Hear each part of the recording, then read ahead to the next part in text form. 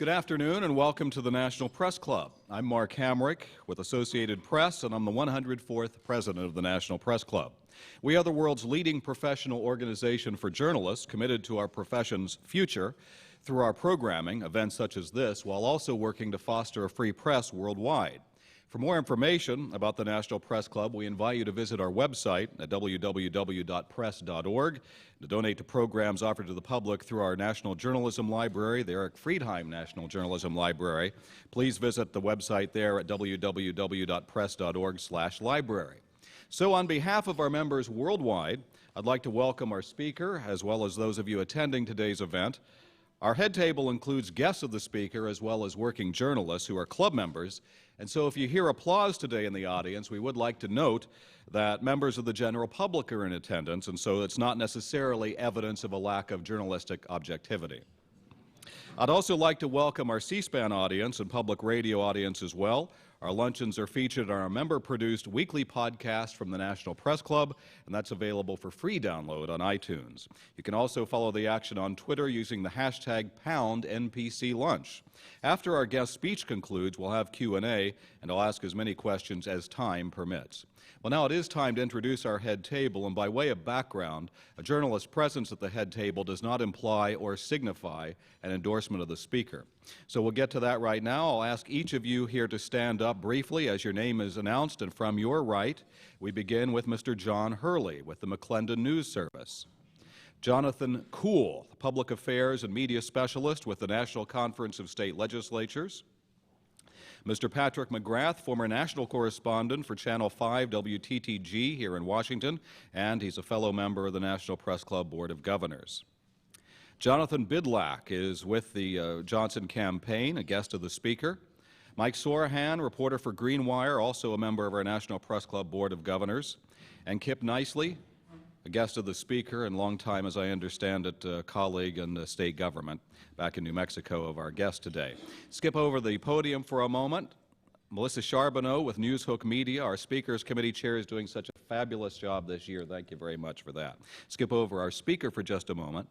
Rachel Ray is culture writer for the Daily Telegraph of London and the Speakers Committee member who organized today's luncheon, also did an absolutely great job today. Thank you so much, Rachel.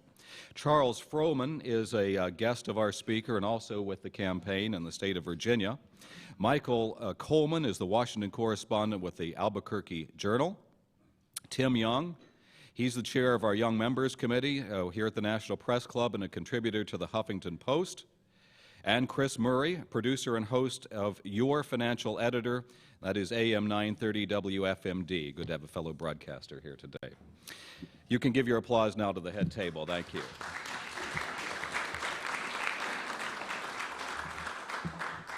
Our guest today is candidate Gary Johnson, a two-term governor of New Mexico.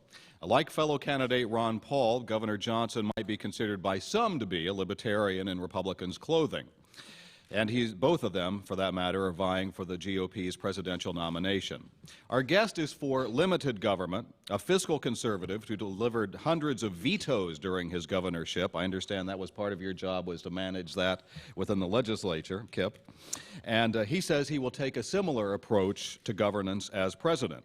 So that does raise the question today, when many Americans appear to be yearning for a more effective government, one that can put country above party, where would Governor Johnson fit into that vision? He is an outspoken advocate of legalizing marijuana, gay rights, and keeping government out of the way of creation of jobs. Governor Johnson has expressed frustration and anger that his message, which he believes resonates with Americans in one-on-one campaigning, has yet to gain wide news coverage. He has not been invited to participate in CNN's Republican candidate debate in June or included in the Iowa straw poll last weekend. He decided that himself, I understand. The Washington Times dubbed him the Rodney Dangerfield of this year's GOP presidential field, that he gets no respect. Apologies to those of you who are too young to know who Rodney Dangerfield is. Our thinking on this, by the way, is that the National Press Club is about promoting transparency in government, not limiting the debate. So it seems fitting that our guest speaker should have an opportunity to bring his perspective to the table, as we've offered to all of the presidential candidates this year, and also, by the way, to the President of the United States. He has yet to take us up on the offer. Governor Johnson condemned the marriage vow that a conservative Christian group asked candidates to sign, handled by some candidates with kid gloves, as un-American and un-Republican, stating, and we quote here, "In one concise document, they managed to condemn gays, single parents, single individuals, divorcees, Muslims, gays in the military, unmarried couples, women who choose to have abortions, and everyone else who doesn't fit in a Norman Rockwell painting." He mocked candidate Tim Pawlenty's ad on his decision to send Minnesota National Guard troops to defend the New Mexico-U.S. border, rather than the U.S.-Mexico border, as a waste of money. And he blasted Texas Governor Rick Perry for, in his words, doing an impression of George Bush, saying that Americans weren't ready to elect another governor from Texas as president. So with his own ideas about such issues as job growth, the federal budget, defense spending, Medicare, the Department of Education, Governor Johnson acknowledges that name recognition has been an impediment to delivering his message. But with no further delay, we want to give him a chance to deliver that message here today. Please give a warm National Press Club welcome to Governor Gary Johnson.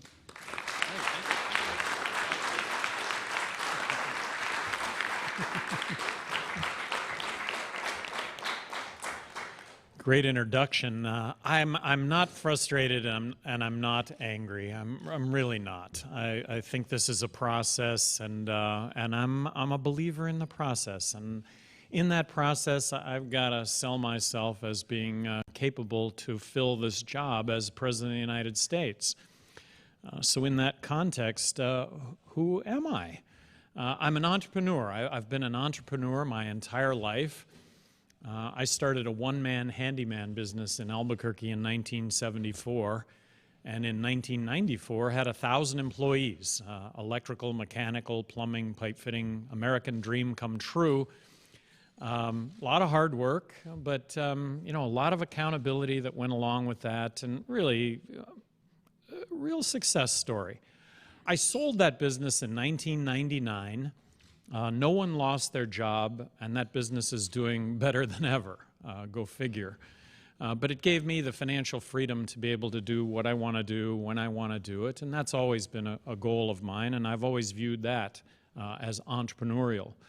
My venture into politics was entrepreneurial. I've run for 2 political offices in my life, governor of New Mexico and then re-election as governor of New Mexico. I'm also an athlete. I've been an athlete my entire life, and I think that's part of this equation also is you know, the discipline, the fitness that goes along with this job. I think you need somebody that's fit and sets goals and has the discipline to accomplish things. So in my lifetime, you know, I've done Hawaii Ironman triathlon 4 times.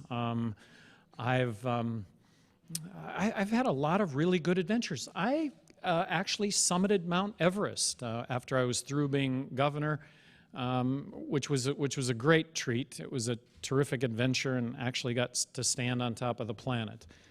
People ask me, "Gosh, what was it like to conquer Mount Everest?" Well, I did not conquer Mount Everest. She lifted her skirt, and I got in there and got a peek, and it was really cool. I mean, it was really fun. So. My venture into politics was entrepreneurial.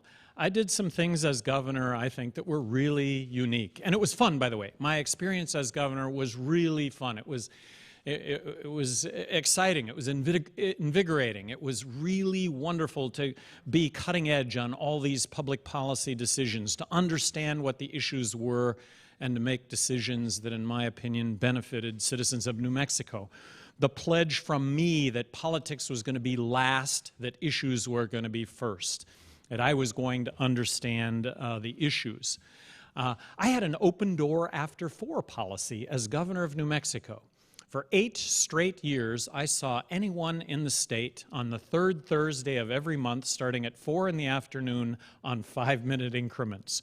There was no one in the state of New Mexico that couldn't say that they couldn't get in to see the governor about this or that. And that was really, really enlightening. When I ran for governor of New Mexico the first time, the incumbent controlled the debate process. So I debated the incumbent 2 times. When I ran for re-election, we did some polling, and I was up 10 points to start that process. So given the fact that I was up 10 points and that I controlled the debate process, I ended up debating my opponent for re-election 28 times, which I thought was really good politics because I think it's what people really want. And then as governor of New Mexico, I did this Trek for Trash program that I still have today, which I have now biked across the state of New Mexico 100 days for 100 miles at a time, picking up trash across the state. And I've done that now for 18 straight years, which has also, I think, been very popular. They did a poll here a couple of months ago on all the presidential candidates and the favorabilities that they have in their own states. Do you know that there's only one candidate running for president that's viewed favorably in his or her own state? I teed that up, of course, you know that. I thought that was great. And then they did a study here a couple of weeks ago on job history. What's the job report when it comes to each candidate running for president? And I had the best job record, the creation of jobs in New Mexico while I was governor, as opposed to anyone else running for the office. Now, Rick Perry has entered into the race, and he's just a hair ahead of me, but as of a couple weeks ago, I led that. And when that came out, I said 2 weeks ago what I said as governor of New Mexico, and that is that I did not create one single job as governor of New Mexico. Government doesn't create jobs, the private sector does, but as governor of New Mexico, really, I was able to veto legislation that was going to be adverse to government or to business. And then when it came to rules and regulations, because I controlled all of the agencies, really, I created an environment where there was real certainty, and in that environment, jobs did grow. As governor of New Mexico, I was distinguished for having vetoed perhaps more legislation than the other 49 governors in the country combined. I vetoed 750 bills while I was governor of New Mexico. I had thousands of line item vetoes as governor of New Mexico. And I took on that debate and that discussion that went along with all those vetoes. It made a difference when it came to billions of dollars of spending that, in my opinion, wasn't going to make a difference in any of our lives. It was just going to spend money, and it was just going to lend lip service rather than actually address the issues. So every day I engaged in the whole notion of what has Johnson vetoed today and why, and that got played out in print, radio, and television.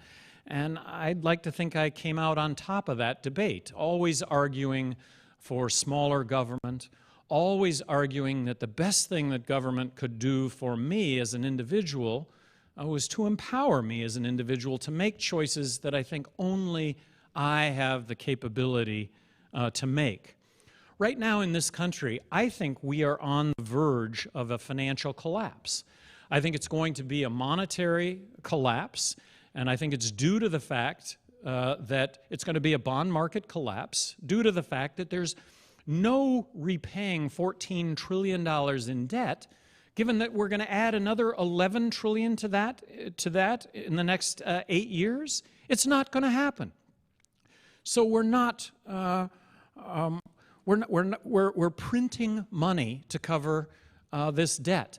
I really want to applaud Congressman Paul and the attention that he has brought to the Federal Reserve and monetary policy and what that's all about.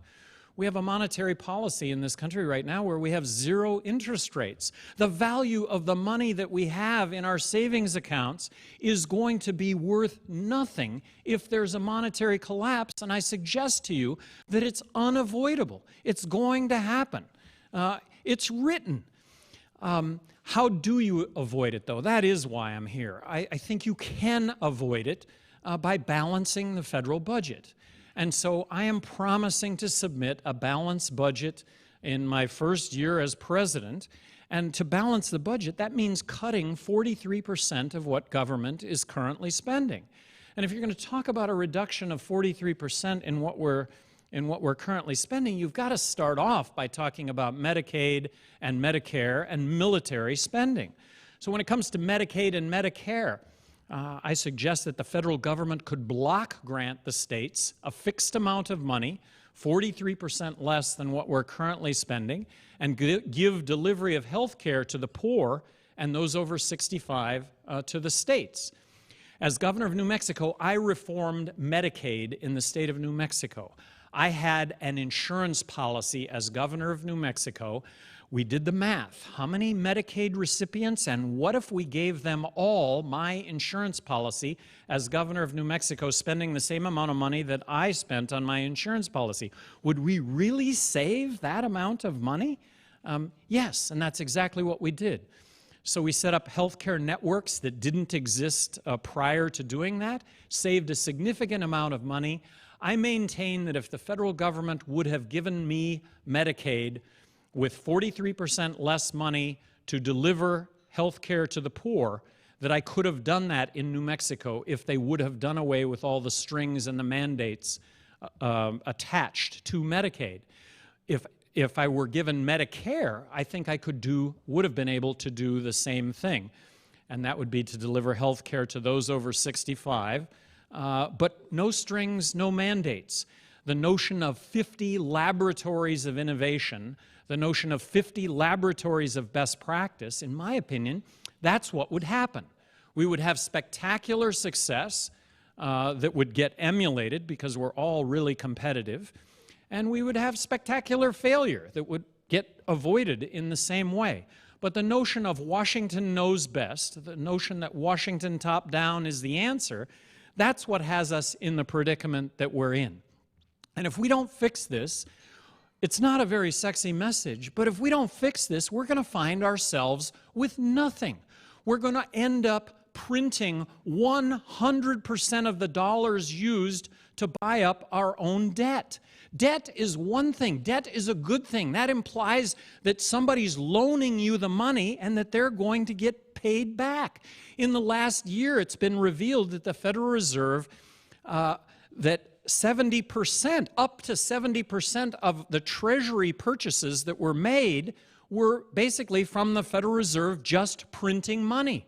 The monetary collapse is going to be when we print up 100% of that money to buy up our own debt.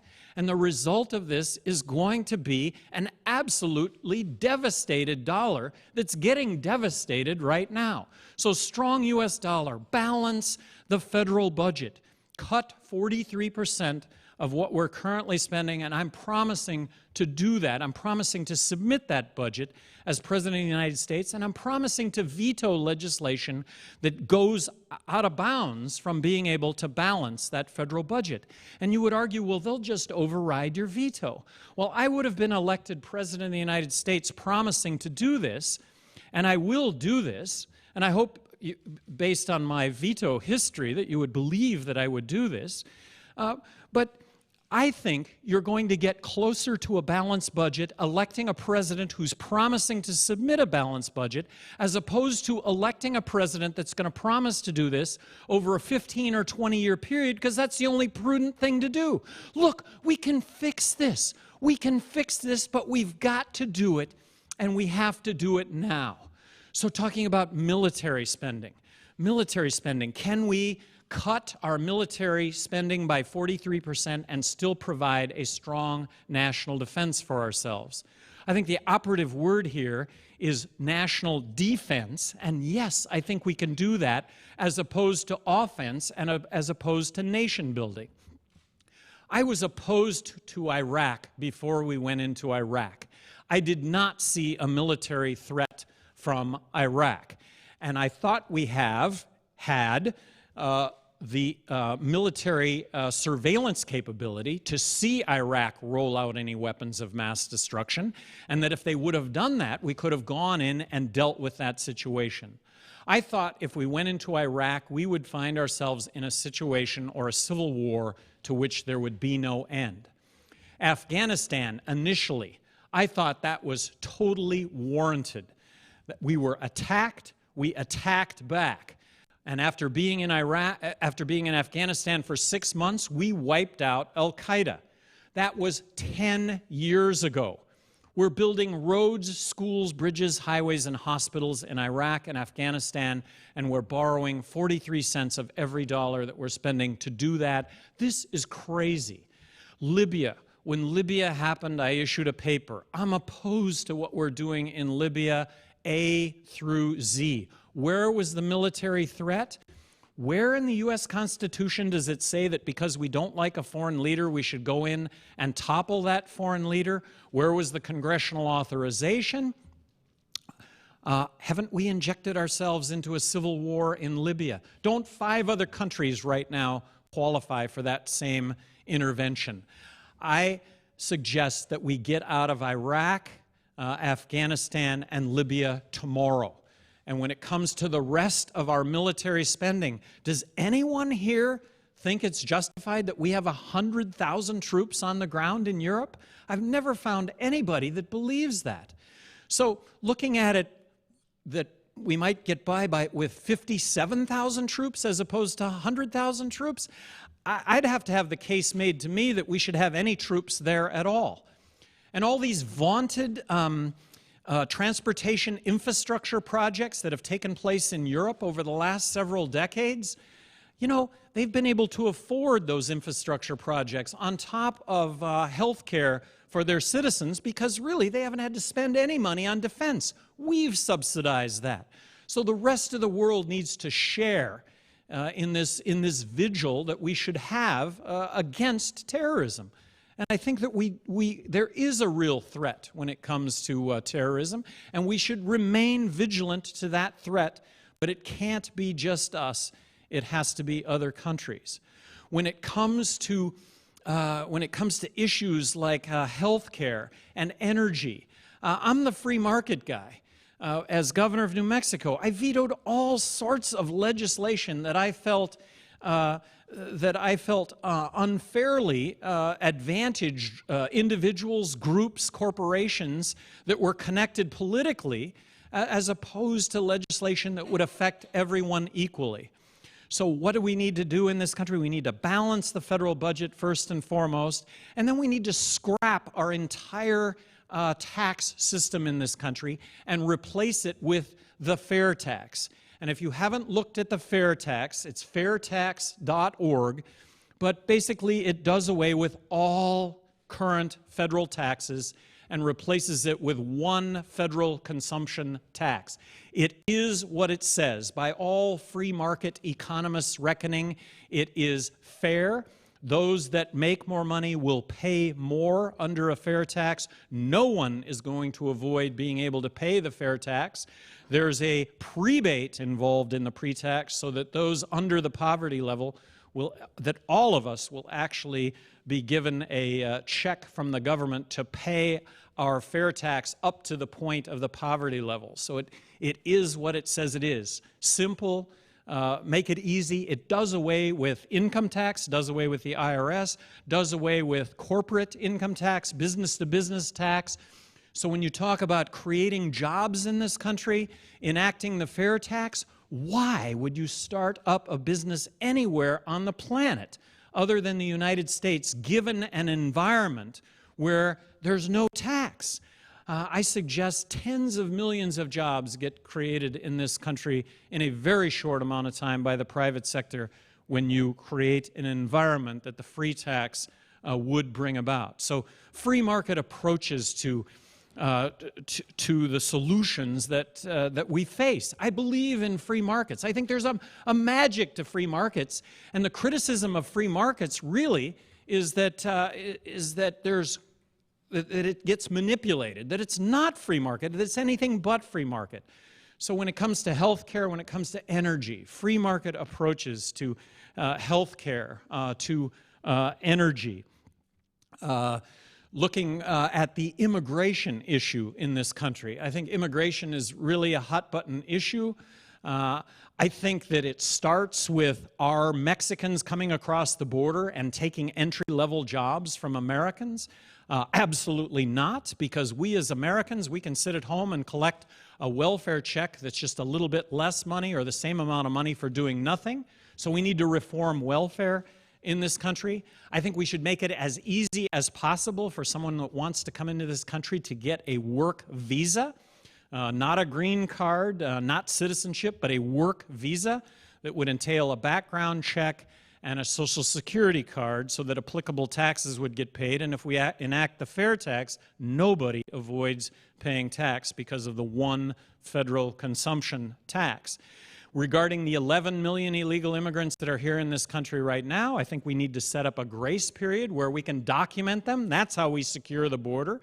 Set up a grace period where they can get a work visa.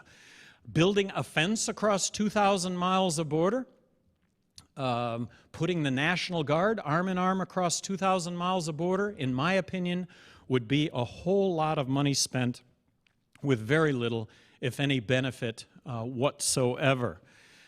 And then don't discount the problems with drugs and the border violence. This is drugs. This is prohibition played out. I have advocated the legalization of marijuana since 1999. Legalize marijuana and arguably 75% of the border violence with Mexico goes away, that being the estimate of the drug cartel's activities that are engaged in the marijuana trade. Legalize marijuana, control it, regulate it, tax it. It's never going to be legal to smoke pot, become impaired, get behind the wheel of a car. It's never going to be legal to smoke pot, do harm to others. It's never going to be legal for kids to smoke pot or buy pot. But under which scenario is it going to be easier for kids to smoke pot or buy pot? The situation that exists today where pot is available virtually everywhere and the person that sells marijuana sells harder drugs, or a situation where you have to present an ID in a controlled environment like alcohol to buy marijuana. I think you could make the case that it would be more difficult. And based on Holland's experience, based on Portugal's experience, it would suggest that things would get better, not worse. 28,000 deaths south of the border over the last 4 years. If we can't connect the dots between prohibition and violence, I don't know if we ever will. These are disputes that are being played out with guns rather than the courts. Right now, this is a contest right now on the Republican side to obviously go up against President Obama in the general election. I really think that if Republicans don't concentrate on pocketbook issues, that they're not going to find themselves in a position to be able to make the change needed. So I want to say that Republicans should not be focused on social issues. I will tell you, as when I ran for governor of New Mexico, I did not get the social conservative vote in the primary.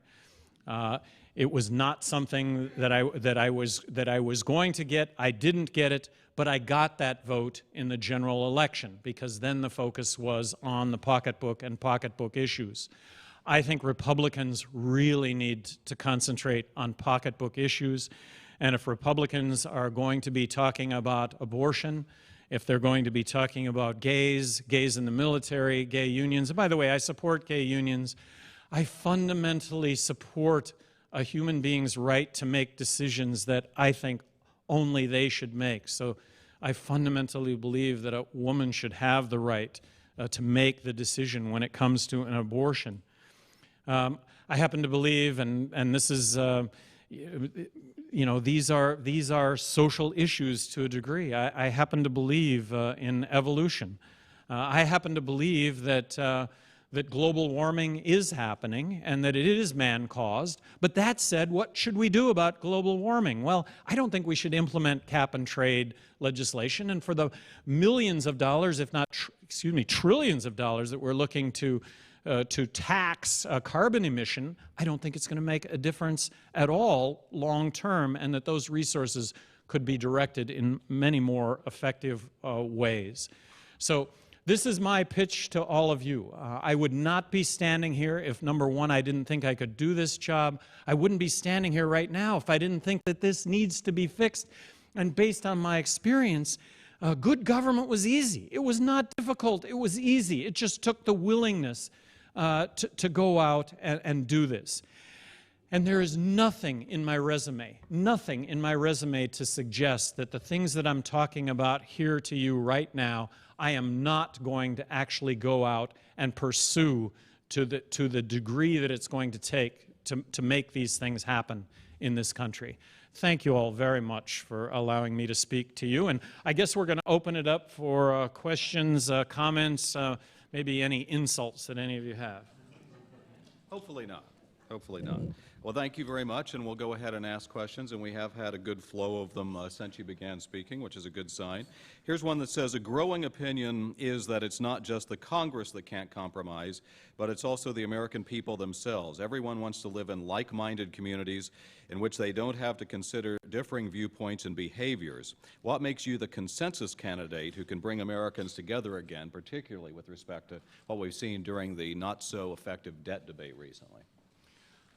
I would not have raised the debt ceiling. I think that for all of the trials and tribulations that would have gone on by not raising the debt ceiling, that we would have stopped printing money, and that's really what we need to do is stop printing money, and that we could have addressed this now. It would be extremely difficult to deal with it now, but I just suggest dealing with it now will be pale in comparison to what looms in the not-too-distant future.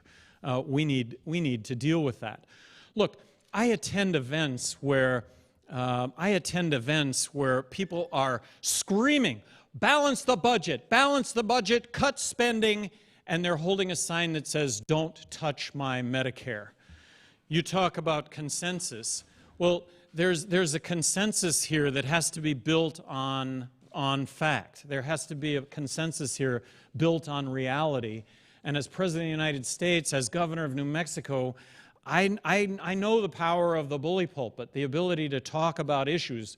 As Governor of New Mexico, talking about school choice, advocating bringing competition to public education. You can make a difference. You can make a huge difference. That's the role that the President has and should be carrying out to its greatest degree. Okay, so you mentioned the debt ceiling at the outset there. Would default been okay in your view? Well, I don't see a default. I did not see us and don't see us defaulting on obligations like debt payments. I didn't see that happening. I didn't see us defaulting on payments that were important, so military personnel, whatever that might have been. But this was, in my opinion, an opportunity to deal with this now. And as I don't want to discount how painful the process would be right now if Congress and the President were to have engaged in this, I just suggest it's going to be pale in comparison to a monetary collapse where we're not going to be in control at all. Okay. But so when you say you didn't see a default happening, are you saying a default would have been avoided or it would have been permissible under the way you would manage the situation? Well, I would have managed this. I mean, I wouldn't be the dictator. I'd be the President of the United States, and I respect the three branches of government. But if I would have been the dictator, yeah, I would have made all the interest payments. I would have made all the payments that would have kept this country going forward, and I would have put a stop to spending in areas that we have to put an end to. So back to being the dictator, I would have waved that magic wand and I would have granted the states Medicaid and Medicare, and we'd have had 50 different ways of dealing with the delivery of health care to the poor and those over 65, but we would have worked it out. We would be working it out right now, as opposed to not working it out, and there's no magic in this. There's a day of reckoning here. Okay, but so your proposal is to cut 43% of the budget, and in a town where people, at the end of the day, ultimately have to get along or they don't accomplish anything. There was no agreement to cut $4 billion, right? Or in other words, the maximum solution was not the one that the leadership agreed to. So ultimately, how would you have governed more effectively in that situation? Well, what you're pointing out is the impossibility of balancing the budget, that it's impossible. You can't do it. Well, if I get elected President of the United States, and this is what I say I'm going to do, which is to submit a balanced budget and not accept anything short of a balanced budget, what message does that send to Congress? I think that sends a message that we really, as American people, want this issue addressed. I just argue that if you're going to elect a president who you may view as pragmatic because we need to do this over a 15 or 20-year period because that's the only real prudent way to go about this, that it's not going to happen and that we are going to find ourselves with nothing. That's the unsexy message about all this, is that we're going to find ourselves with nothing at the end of the day as opposed to fixing it, which there's a lot to be said for fixing this. And we can do it. We went to the moon. We can certainly balance the federal budget. Okay.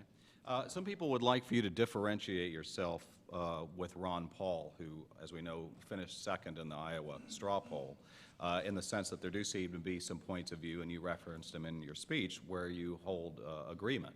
So to the extent that in some ways he might be seen as having some views that are similar to yours, how are you different? Well, it gets back to resume. I think that Dr. Paul has had many, many principled no votes in Congress, the only no votes in Congress. He registers his no vote. It's very principled. I'd like to think that if I were in Congress, I would have done and would do the same thing. But as governor of New Mexico, out of those 750 vetoes, in New Mexico is 2-to-1 Democrat. The legislature was 2-to-1 Democrat. Out of those 750 vetoes, a third of those vetoes were Republican bills, because Republicans grew government just like Democrats, in my opinion, and that legislation needed to be vetoed. Unofficially, I vetoed 100 bills in the New Mexico legislature where the vote was 117-0. And I vetoed the legislation, and only 2 of them were overridden, so it stood up. So at the end of the day, Dr. Paul, and again, I applaud his principled position as a congressperson, but my experience was different. I couldn't go home at the end of the day rendering my veto. I had to explain it. I had to debate it. I had to discuss it, and that went on all the time. And I'd like to think that the verdict on that was that I end up getting reelected by a bigger margin the second time than the first time in a state that's 2-to-1 Democrat. I'd like to think that spoke to the fact that people really appreciate good stewardship of tax dollars. But under your vision, for example, cutting the 43%, you veto, veto, veto. When does the budget get passed? Well, if Congress doesn't balance, they're going to have to override. And if they override, then it becomes a choice of the American public. Do we stick with the president that we've elected, promising to submit a balanced budget, or do we overturn Congress? And if Congress overrides, I just suggest to you that end product, that product that they sent up in the very first place, will come a lot closer to being balanced than if you're going to elect a president vowing to do this over a 15 or 20-year period. It's just going to be business as usual, and these problems are not going to get addressed. So some people have sent up questions talking about the electoral process so far.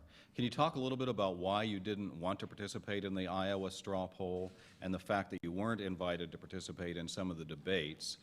First of all, how do you see yourself, getting to the finish line with those challenges so far? Well, there are 184 candidates declared running for president.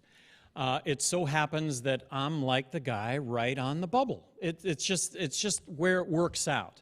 That I'm like 9th out of those 184. You could say, wow, what do I need to break through? Or you could say, wow, I'm like 9th. I'm due to break through here. If you're a candidate that's known, so statistically, I'm the least known Republican candidate. That's a well-known statistic. If you were known by 100, it's well known then that you're not well known. Yes, exactly. It's well known that I'm not well known. Thank you. Thank you. If you're known by 100%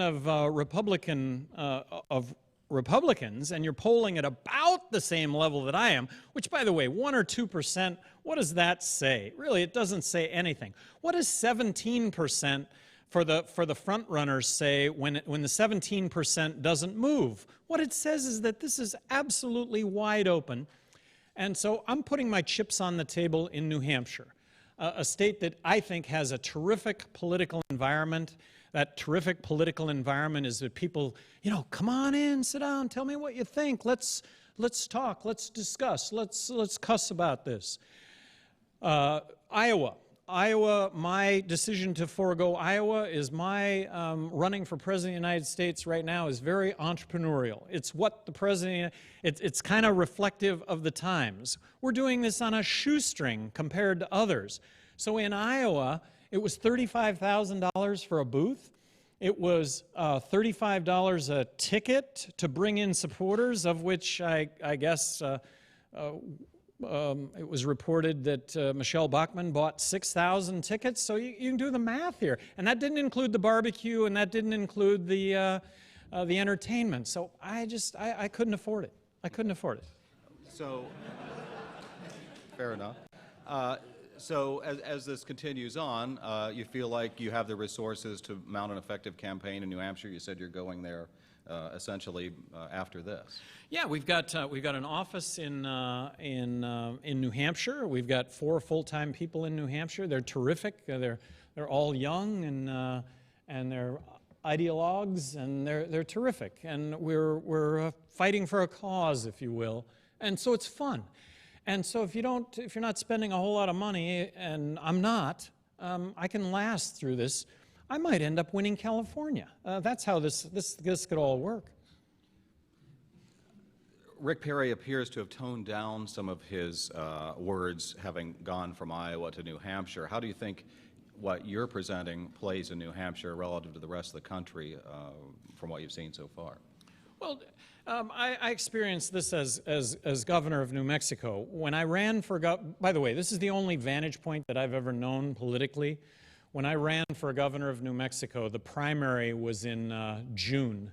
In February, they did a poll. So this is 5 months before the primary in New Mexico? They did a poll. Who would you vote for on the Republican side of the ticket? I was at 2% of the Republican vote.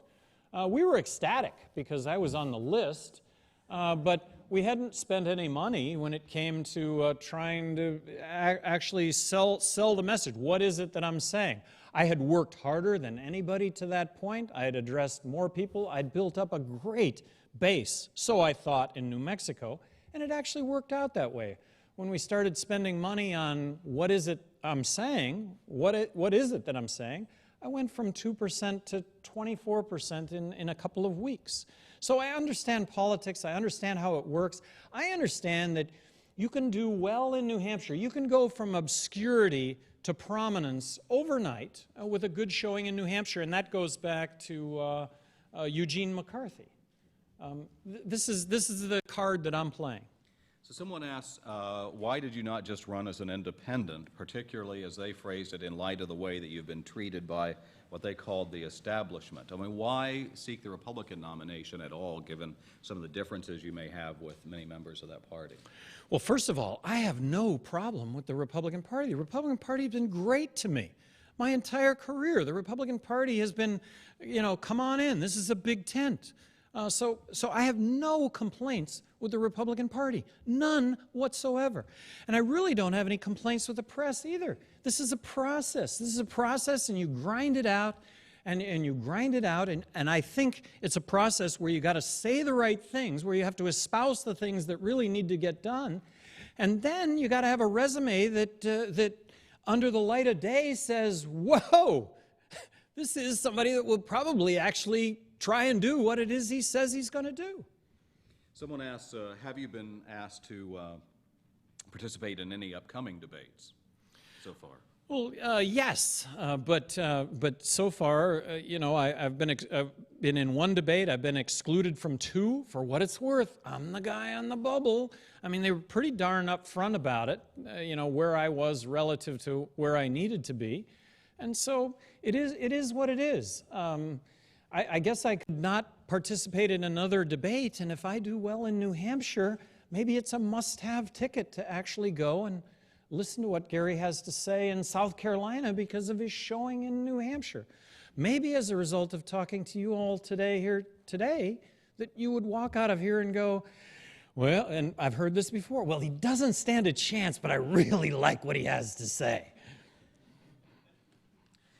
You've been described as holding political positions while governor of New Mexico that are similar to some of the Tea Party's recommendations. How do you view yourself with respect to the Tea Party, first of all? Well, the Tea Party is a mixed bag. This is my opinion. If the Tea Party and I think this is what the Tea Party stands for, is the checkbook, is the federal checkbook, great. I am a Tea Partier, period. You know, talking about dollars and cents and how we spend our money and balancing the amount of money that we spend. Let's save our country and actually become fiscally sound. But I have seen Tea Party events that don't have that as their basis, that have a social agenda as their basis.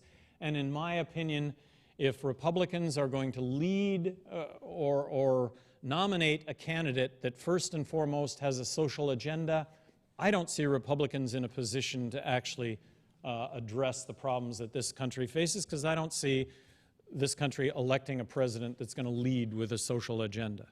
Someone asked, of all the current GOP contenders, who do you think is the toughest challenger right now, and how do you tailor your strategy to target that person? Well, my strategy is I'm not going to tailor my strategy for any of my opponents.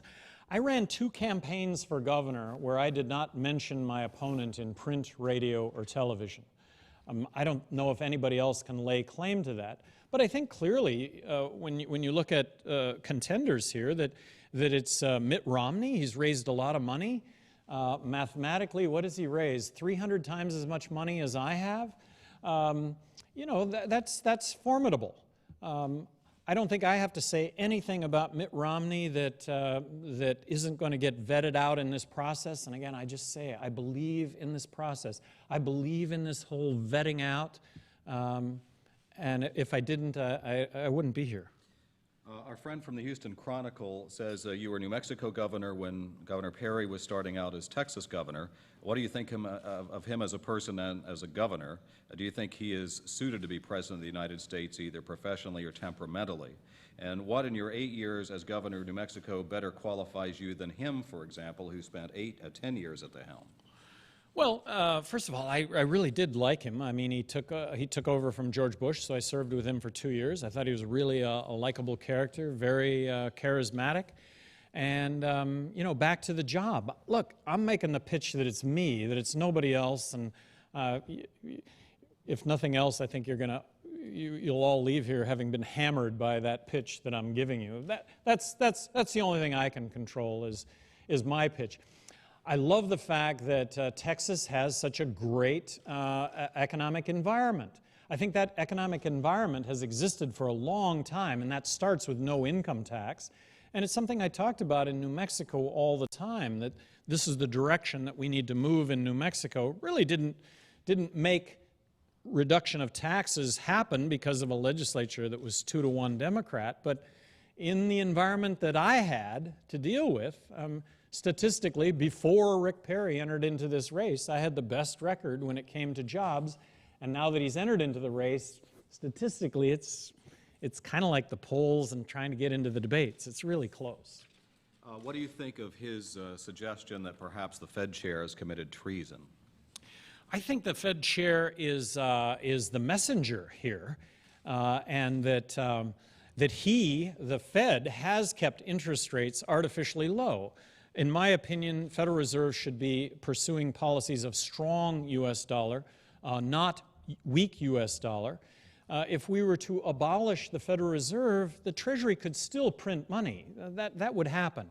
If we were to abolish the Federal Reserve, we would have to make up a lot of the functions that the Federal Reserve does carry out with regional banks, and we could make that happen.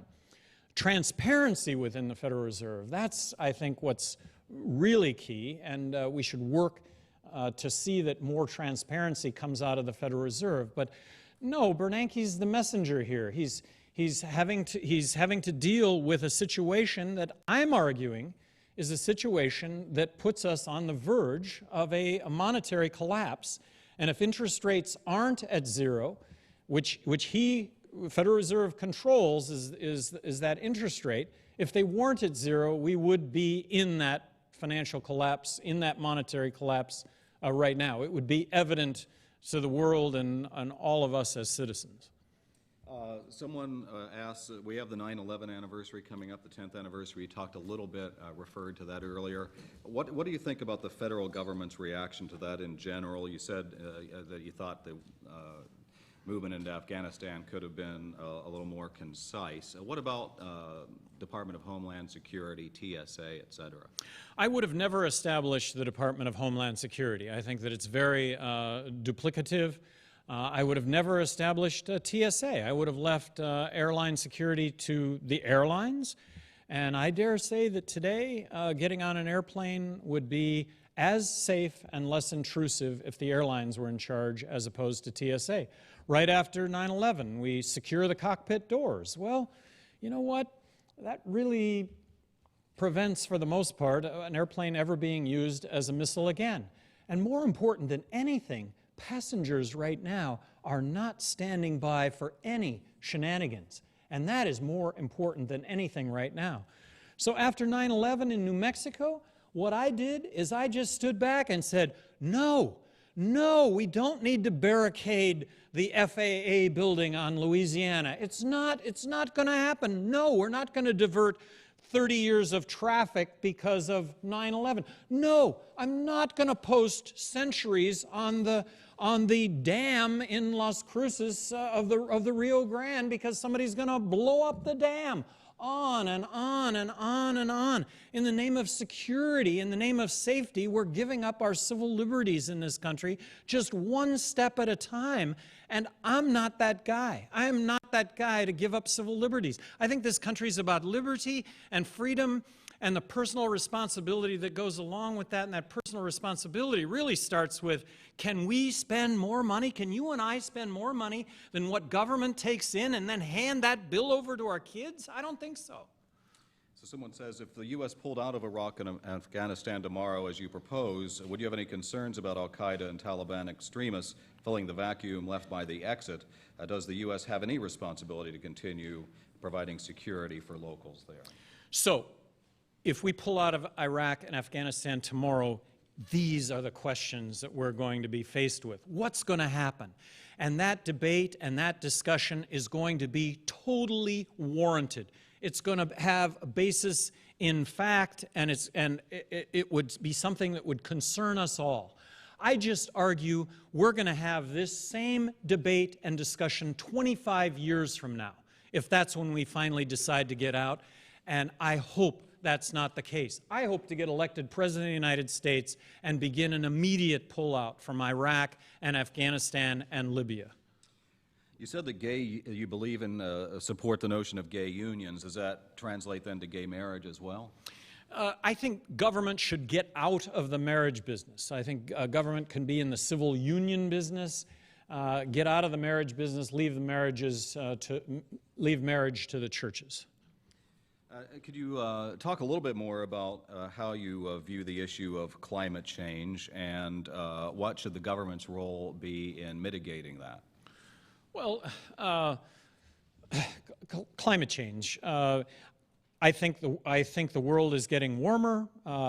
I think that it's man-caused. That said, should we be engaged in cap and trade taxation? No, I don't think that we should. We should lend certainty to the energy field. We should be building new coal-fired plants. When you look at the amount of money that we're looking to spend on global warming in the trillions and look at the result, I just argue that the result is completely inconsequential to the money that we would end up spending, and that we could direct those monies in other ways that would be much more beneficial to mankind. I mean, the long-term view, should we take the long-term view when it comes to global warming? I think that we should. And the long-term view is that in billions of years, the sun is going to actually grow and encompass the earth, right? So global warming is in our future. Census projections indicate that the U.S. will soon become a majority-minority country, the largest minority group being Hispanic. Some critics say that because the GOP has taken a hard line on immigration policies, they are alienating those people and ultimately will greatly diminish the party's chances of winning the White House in the future. How do you manage that as one who came from a border state? I think it's a fair statement. I think that that Mexicans, and I'm talking now about legal immigration. Illegal immigration, bad thing. I gave you some suggestions on how we deal with illegal immigration, in my opinion, effectively. But legal immigration is a good thing. We're getting the cream of the crop when it comes to workers from Mexico. That's a fact. So I think that I think the Republican Party has vilified Hispanics, and that it's not necessary to do that. And I've never done that, and I don't intend to do that in the future. I view immigration as something positive. Enact the fair tax, make this country the only place to start up, grow, nurture business for those businesses in this country that are going to want to rely on low-cost labor. Maybe that's a legal immigrant that can get a work visa to come in and work. So I think we should view all of this as positive. New Mexico, for what it's worth, is the highest percentage, has the highest per capita percentage of Hispanics of any state in the country, about 47%. I'm oftentimes asked, well, what did you do to attract the Hispanic vote? Because obviously I had to have Hispanics vote for me to get elected. And the answer is nothing. I didn't do a thing. What I did was I took the job from the standpoint of government should provide a level playing field for everybody. Government should take this position of, look, make it equal access for everybody. And that means the American dream. You can go from having nothing to having everything if you're willing to work hard and innovate. I just argue that this government, our government, really benefits those that are well-connected politically as opposed to the latter, which is what this country is about.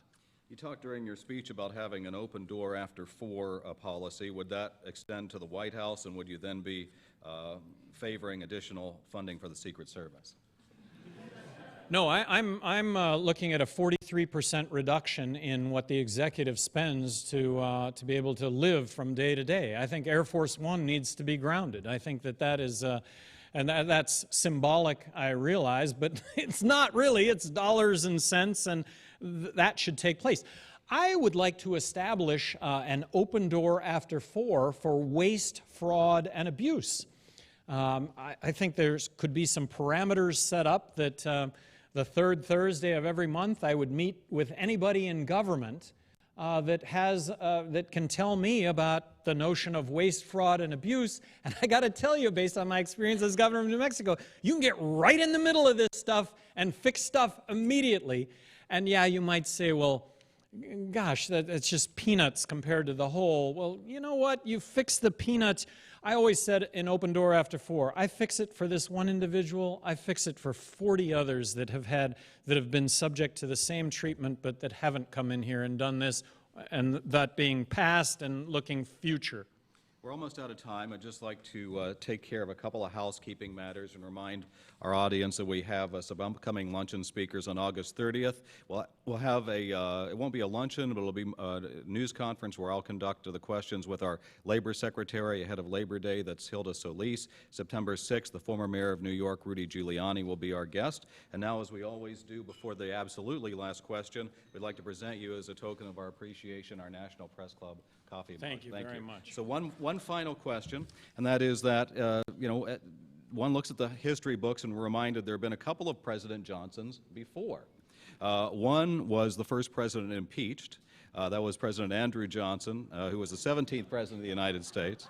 The second was President Lyndon Johnson, who last was in office in 1969. How would you be different from them?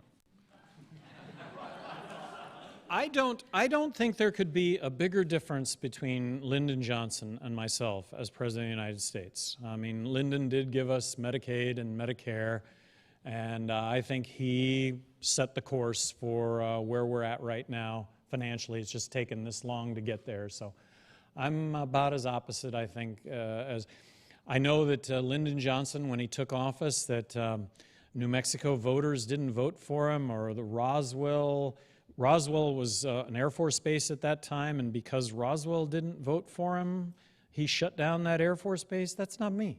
That's not me. My thing is issues first, politics last, and that's what I would be as President of the United States. We'd like to thank you for being here today. Thank you. Thank you. Thank you very much. Thank you very much.